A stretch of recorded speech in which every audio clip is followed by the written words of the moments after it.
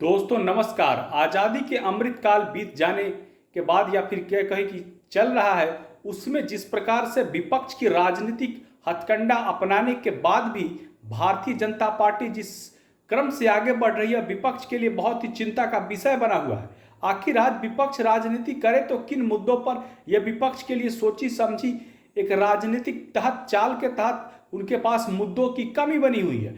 विपक्ष इस बात को नहीं समझ पा रहा है कि वो किन मुद्दों के साथ भारतीय जनता पार्टी एनडीए पर वार करे। इंडिया के नाम रख लेने से कोई इंडिया नहीं बन जाता है। अगर आप देखेंगे तो बीते हुए सालों में भारतीय जनता पार्टी का जो विजय क्रम का रथ है, जिस सरपट जिस तेजी के साथ आगे बढ़ा है, उसको रोकने के लिए विपक्ष ने एड़ी चोटी का जोर लगाया, खासकर कांग्रेस ने। लेकिन उसके बाद भी वह विपक्ष का वह चाल सफल नहीं हो पाया, बल्कि नरेंद्र मोदी और एनडीए बहुत ही मजबूत होते हुए आगे बढ़ता गया। लेकिन इस क्रम में देखिए तो भारतीय जनता पार्टी का विजय का सबसे बड़ा मूल स्रोत क्या है? भारतीय जनता पार्टी लोगों के साथ कनेक्ट करती है, उनसे वार्ता करती है, उनके दुखों को समझती है, उनके साथ संवेदना में उठते बैठती है। आज भारतीय जनता पार्टी में भ्रष्टाचारियों पर कार्रवाई होती है, नकेल कसी जाती है। वहीं पर विपक्ष में अगर देखें तो सारे के सारे नेता भ्रष्टाचार एवं परिवारवाद एवं दलदल में फंसे हुए हैं या फिर कहीं घिसे हुए हैं, उसमें लगे हुए हैं। अगर इन सब के मुद्दों पर चर्चा की जाए तो क्या भारतीय जनता पार्टी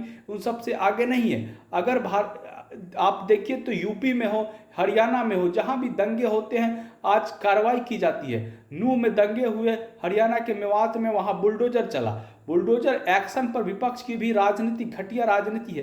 क्या जो अपराधी होंगे उन पर कार्रवाई, कानूनी कार्रवाई नहीं होगी? उस पर हाई कोर्ट और सुप्रीम कोर्ट ने भी मुहर लगाई है, बल्कि बुलडोजर कार्रवाई पर रोक नहीं लगाई है। इसलिए भारतीय जनता पार्टी आज इन सब मुद्दों पर आगे चल रही है। लेकिन भारतीय जनता पार्टी को ये उस मुद्दे से न घेर करके ऐसे ऐसे मुद्दे पर घेरते हैं। अगर आप देखें तो भारत की आबादी 140 करोड़ के आसपास है, तो लाजमी है इस देश में कुछ इंफ्रास्ट्रक्चर कम है और लोगों की संख्या ज़्यादा है। इसलिए अगर देखा जाए तो बेरोजगारी और महंगाई बढ़ेगी, लेकिन उसे किस हद तक आप कंट्रोल कर सकते हैं, उस पर नकेल कर सकते हैं, ये भारतीय जनता पार्टी की सरकार ने करके दिखाया है। इसीलिए आज भारतीय जनता पार्टी की सरकार हर जगह रिटेन होती है और कांग्रेस की सरकार एक दो मौकों पर छोड़ दिया जाए, जिसे मैं अपवाद के रूप में लेता हूं, तो आज वो जीतने में सफल नहीं हो पाते या तरसते। अगर 2020 का ही चुनावी नतीजा बिहार में देखिए तो बिहार में कौन सी सरकार जीती? एनडीए की सरकार जीती। यह अलग बात है कि नीतीश चाचा ने धोखा दे करके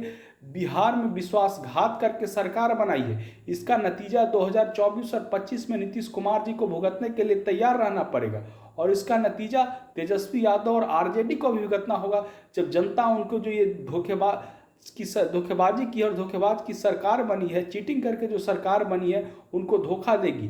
अगर इसी तरीके से चलता रहा तो एनडीए 2024 में पुनः आएगी, और इंडिया नाम रख लेने से कोई पूरे इंडिया का प्रतिनिधित्व तो नहीं कर पाता है। इसलिए एनडीए 2024 में बहुत जरूरी है। वंदे मातरम, जय हिंद।